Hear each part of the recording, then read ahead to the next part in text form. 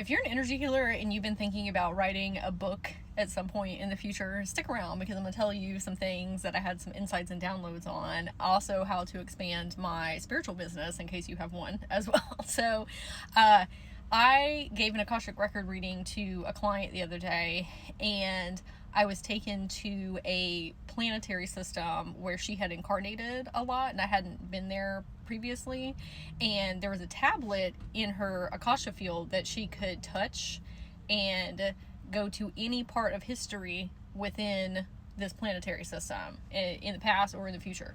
And her higher self was saying, hey, because you have this connection and you could so easily connect with the different etheric beings that live there and the creatures, what you could do with that tablet is actually channel a book, much like the Harry Potter series. And she was saying it would be a wildly successful, because a lot of the fantasy-esque things that we have here in this reality are actually coming from that planetary system. And so she was like, hey, you should do this while you're in this incarnation. And I have in the background always wanted to write a book as well, specifically a children's book, but for this I think it would be more so for adults.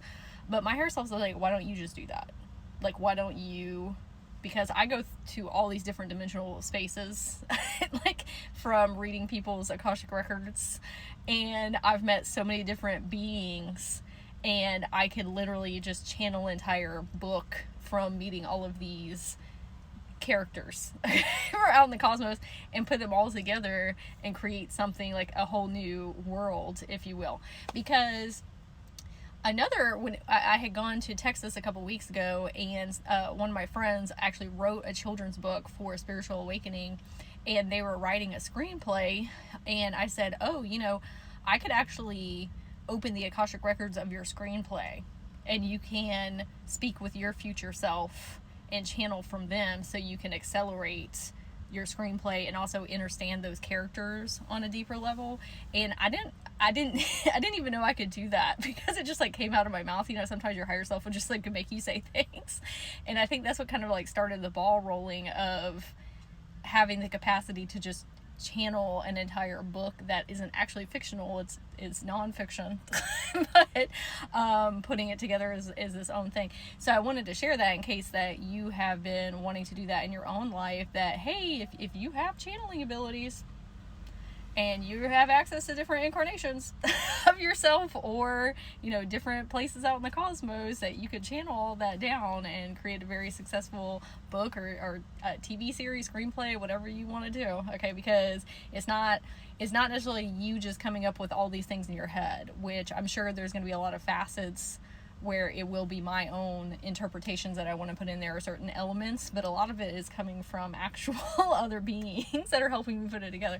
So outside of that, I just came back from California, and my friend took me to a metaphysical store where she had been doing yoga there, hosting yoga classes, and I hit it off with the owners. Like, they were so wonderful and magical, witchy, and I was explaining to them what I do with the records, and they said, oh, if you ever come back, we would love for you to host a class.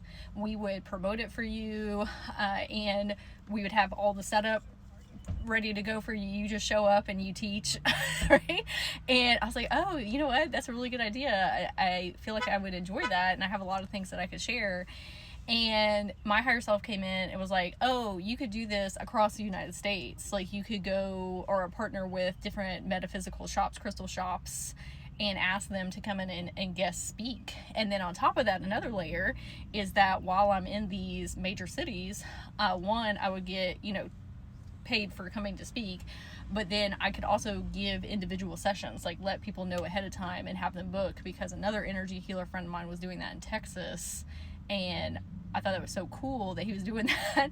And so essentially my traveling costs would be compensated for doing these sessions and then coming to speak, and that I could just travel all over the place.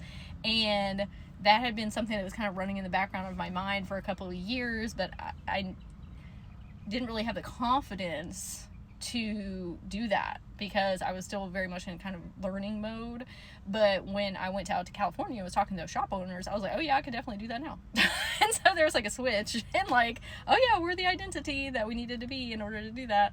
And so I think that's what I'm going to make my goal for next year, is traveling to all these different places and speaking and doing sessions, and work on the book this year.